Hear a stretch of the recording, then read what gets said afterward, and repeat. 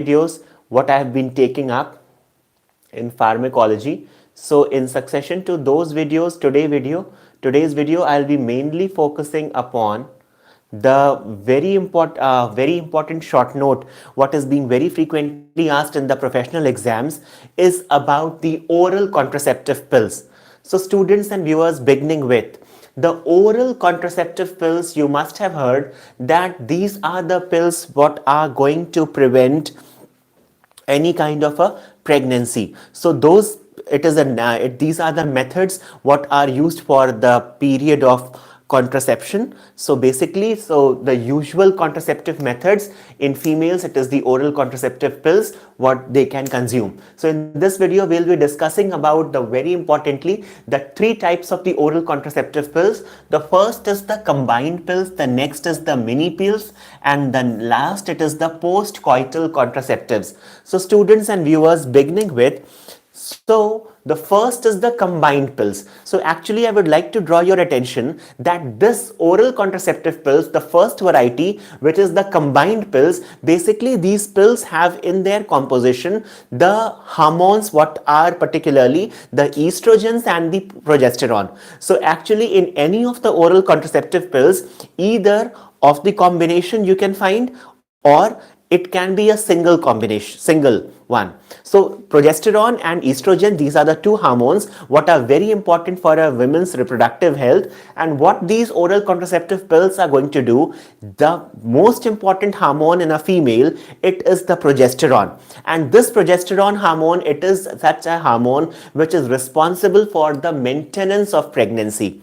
Do remember, the estrogen hormone, it is the basic hormone which is released from the Graafian follicle, and from the Graafian follicle this estrogen is being released, which helps in the process of, which helps in ovulation. So this estrogen, later on, once the ovulation is done, the estrogen secretion is there, and after that, once the pregnancy is conceived, the most important hormone for maintenance of pregnancy, it is the progesterone. Now what these oral contraceptive pills are going to do, the most important thing what these pills are going to have is that they, just by taking these contraceptive pills, the level of these hormones in the blood circulation of the female is going to be constantly, steadily maintained.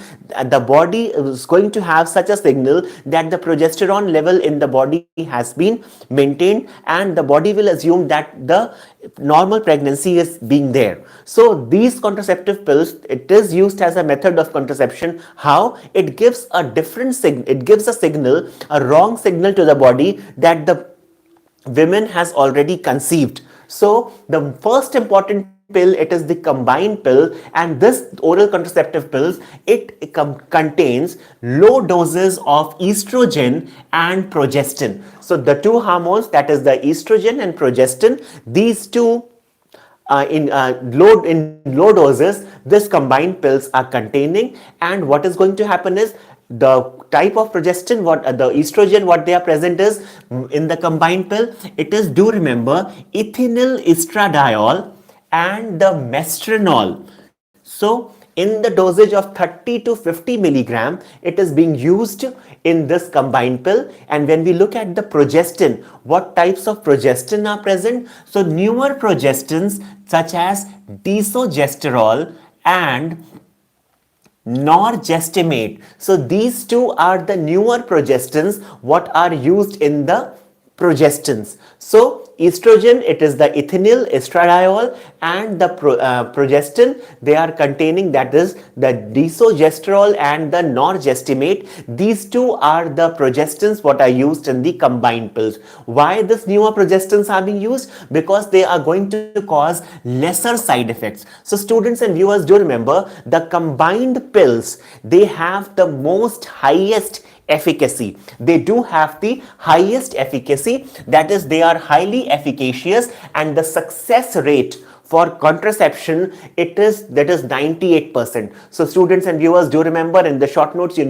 ought to remember that the combined pills, they are having the highest efficacy with a success rate of 98%. Now, how to take these combined pills? It is very, very important. You need to know, you ought to know that these combined pills, how they should be taken by the female. Firstly, the pill starts on the 5th day of the menstrual cycle. Now, once the women's menstruation has started, so menstruation in certain females, it is a period, it is a process of 1 or 2 days.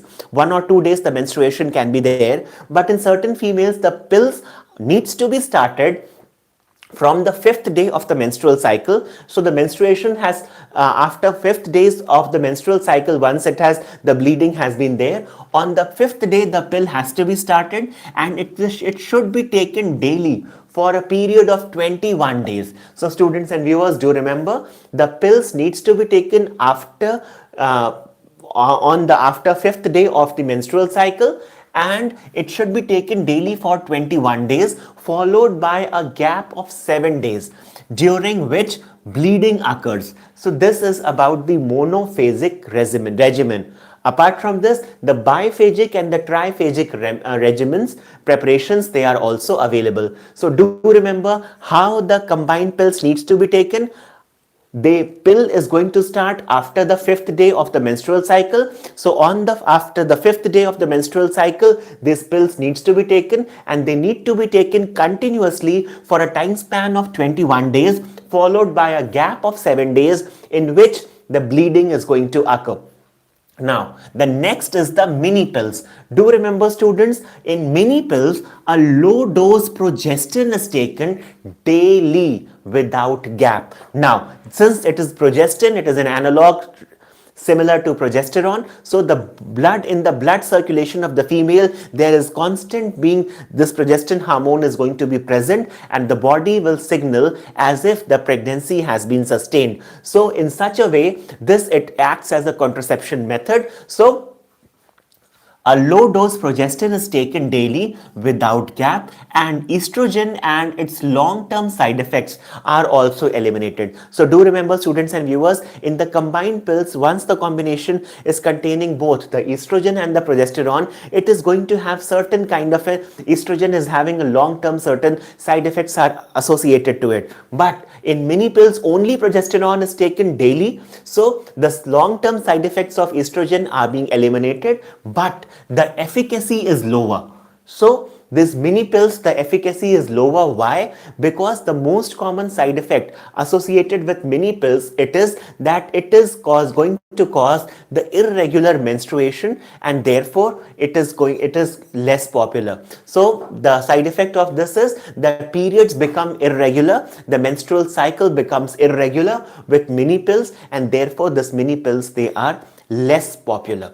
Next is the post-coital contraception. So coital means the act of sexual intercourse. So the first is the third last variety, it is the post-coital contraceptives. So in this post-coital contraceptive, what was there, that high doses of estrogen was used earlier.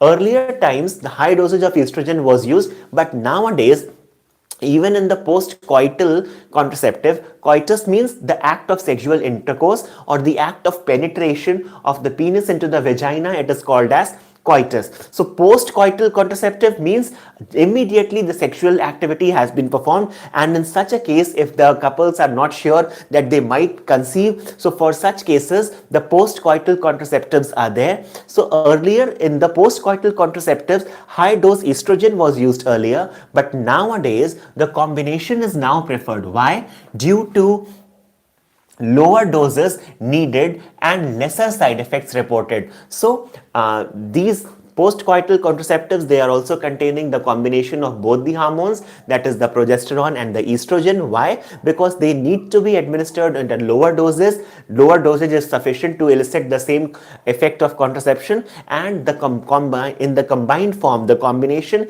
is going to show lesser side effects have been reported if they are given in the combination.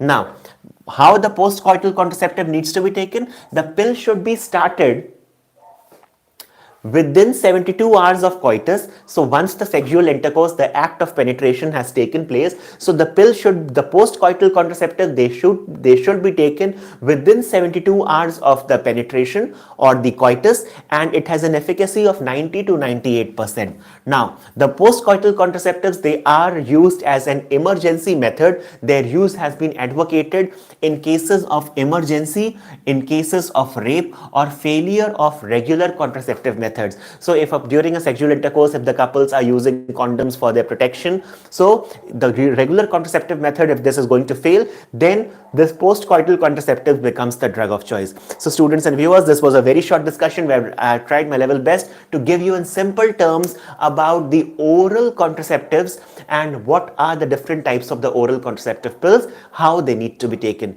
If you still have any queries or comments, you're most welcome to comment me in the comment section. And students and viewers who are new to my channel, who haven't subscribed, subscribe, and don't forget to press the bell icon so that you can be further updated for my upcoming videos. Thank you for watching.